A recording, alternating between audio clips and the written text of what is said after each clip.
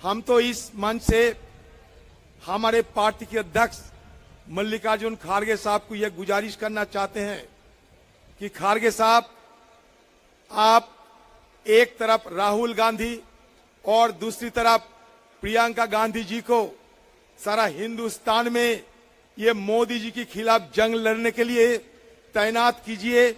सारे हिंदुस्तान के सारे हम कार्यकर्ता जितने हैं उन सबके पीछे सिपाही के नाते हम संघर्ष करते रहेंगे और ये कहते रहेंगे, न संघर्ष न तकलीफ, मजा क्या है जीने में, बड़ा बड़ा तूफान थाम जाएगी जब आग लगी हो सीने में। हम जरूर ये कामयाब होंगे। राहुल जी और प्रियंका गांधी जी दोनों मैदान में उतरे और ये जंग छेड़े। ये सबको पता चल गया कि मोदी जी हमारे जो प्रधानमंत्री है, ये मोदी एक सिर्फ एक कायर की नाम होते हैं। प्रधानमंत्री मोदी सिर्फ एक कायर है और कुछ नहीं। प्रियंका जी सच्ची बात बताएं, यहाँ अगर कायर ना होते तो राहुल गांधी जिस दिन सदन में राष्ट्रपति जी के अभिभाषण पर चर्चा करने के लिए हमारी तरफ से जिनकी नाम पेशकश किए थे, हमें वो राहुल गांधी जी के नाम हम पेश किए थे हमारे स्पीकर साहब के पास, मतलब सरकार के पास, और नियमों के मुताबिक सदन की शिष्टाचार के मुताबिक जब विपक्ष के तरफ से सदन में राष्ट्रपति जी के अभिभाषण पे बहस होने शुरू होता है तो हमारी तरफ से जो हमारे लीडर जो अगुवाई करते हैं उनको भाषण सुना जाए और वो सुनने के लिए प्रधानमंत्री सदन में उपस्थित रहे। ये हमारा परंपरा है, ये हमारा सदन की शिष्टाचार है। लेकिन आपने देखा जिस दिन राहुल गांधी जी एक के बाद एक कच्ची चिट्ठा निकलकर एक के बाद एक घोटाला को उजागर करने में सदन के अंदर उपस्थित हुई थी, उस दिन सदन के अंदर मोदी जी बिल्कुल नदारद थे। आपको शायद ये जानकारी मिला होंगे या आप सदन की अगर कार्रवाई देखें तो पता चलेंगे। इसका मतलब ये हुआ कि राहुल गांधी जी की जो भाषण, राहुल गांधी जी को जो शिकायतें एक के बाद एक दर्ज होते थे, मोदी जी की हिम्मत नहीं थी कि वो शिकायत को कम से कम सुन लिया करे। वो भागे हुए थे सदन से। और राहुल गांधी जी की भाषण पे जब सारे देश में और दुनिया में लोगों के अंदर मोदी जी और अदानी के साथ जो नापाक ताल्लुकात है, जो रिश्ते हैं, इस मुद्दे को लेकर जब सवाल उठना शुरू हो चुके हैं तो ये और एक काम किया। वो क्या जानते हैं? राहुल गांधी जी की जितने भाषण सदन में उन्हें रखे थे, ये सारे भाषण को हटा दिया दस्तावेजों से। बजाय क्या है कि अगले पीढ़ी कभी किसी हालत में, किसी अवसर में राहुल गांधी जी सदन में अंदर क्या कहे थे इस बारे में किसी को ना पता चले। तो कितना डरते हैं राहुल जी की भाषण पे, आप खुद पता कर लो। हमारे हिंदुस्तान की आजादी के इतिहास में ऐसा नहीं हुई कि किसी एक सदन की हमारे आम लोगों की नुमाइंदे होते हुए राहुल गांधी जी जब हमारे कांग्रेस पार्टी की तरफदारी करते हुए, अगुवाई करते हुए भाषण दिए, वो सारे 75% मतलब 2/3 भाषण हटा दिया गया दस्तावेजों से। ये कायरत नहीं है तो और क्या है बताइए आप? ये सिर्फ कायरत है क्योंकि ये जवाब देने की कोई हिम्मत उनके पास नहीं है। राहुल जी की सवाल की एक जवाब, राहुल जी जब मसला उठाई थी सदन के अंदर, जो सवाल राहुल गांधी की तरफ से पूछे गए थे, उसका एक जवाब, मैं बड़े दावे के साथ कहते हैं, एक जवाब हमारे पीएम नरेंद्र मोदी जी नहीं दिए। बल्कि बजाय ये है कि दिखाते हैं बाहर 56 इंच छाती वाले एक महापुरुष है, लेकिन राहुल गांधी जी की ये जो तीखी सवाल थे, उस सवाल से उनका 56 इंच छाती सिकुड़ते गए थे, वो भागे हुए थे। तो राहुल गांधी जी को इसलिए हम कहते हैं, राहुल गांधी जी अब तूफान में पलते हैं, अब तूफान में पले हुए हैं, और जो तूफान में पलते हैं वो दुनिया को बदलते हैं। राहुल गांधी जी हिंदुस्तान को बदलाएंगे, बिल्कुल बदलाएंगे, ये हम बड़ी दावे के साथ कह सकते हैं।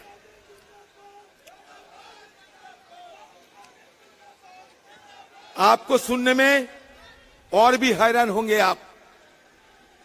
सदन में हम लोग बहुत सालों से हैं, आप लोगों की दया और दुआ से बहुत सारे हमारे एमपीज भी हैं, सारे वरिष्ठ एमपीज भी हैं।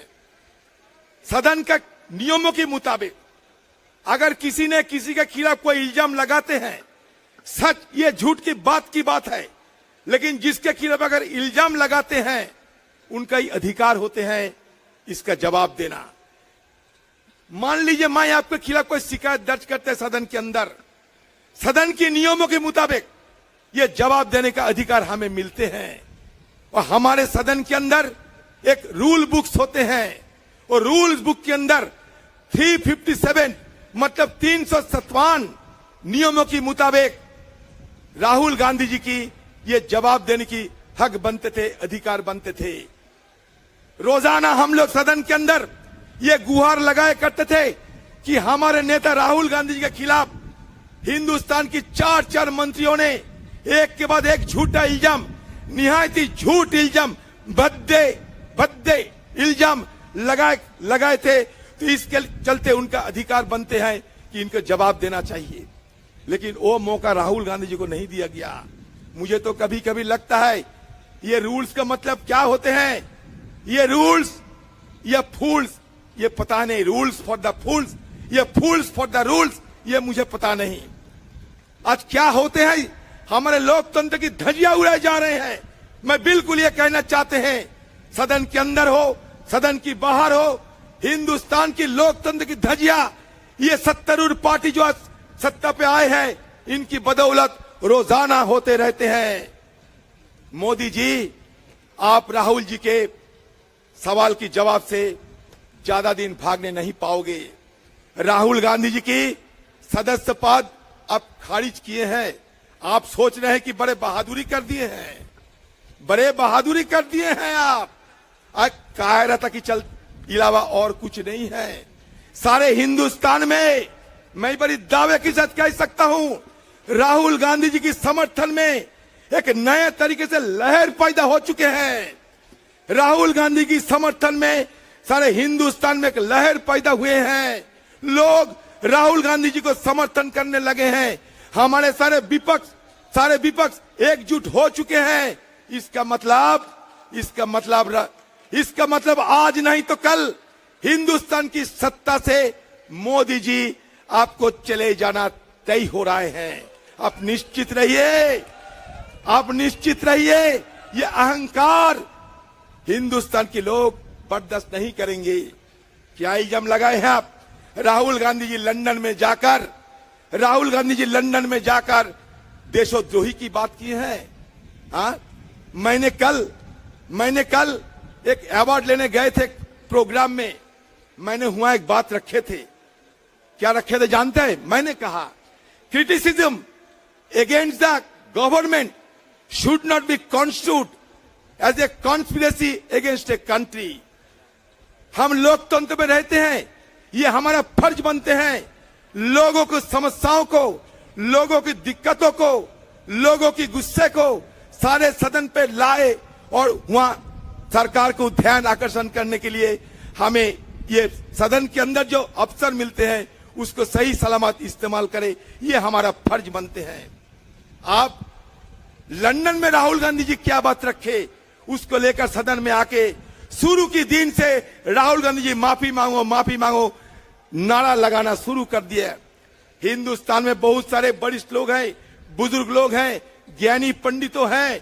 कभी आजादी के इतिहास में ऐसा कभी देखे हैं कि सत्तारूढ़ पार्टी खुद सदन में आकर मंत्रियों को अगुवाई में सदन ठप कराते हैं और दूसरी तरफ कहते हैं कि गणतंत्र के सबसे बड़ा महापंचायत होता है पार्लियामेंट, और वो पार्लियामेंट में आकर आप सदन को ठप कराते रोजाना, क्योंकि आपका एक ही टारगेट है, आपका एक ही मकसद है कि राहुल गांधी जी की छवि को धूमिल कराओ किसी हालत में, क्योंकि भारत जोड़ो यात्रा के उपरांत सारे हिंदुस्तान में राहुल गांधी जी की नया अवतार में लोगों ने उनको आविष्कार कर चुके हैं।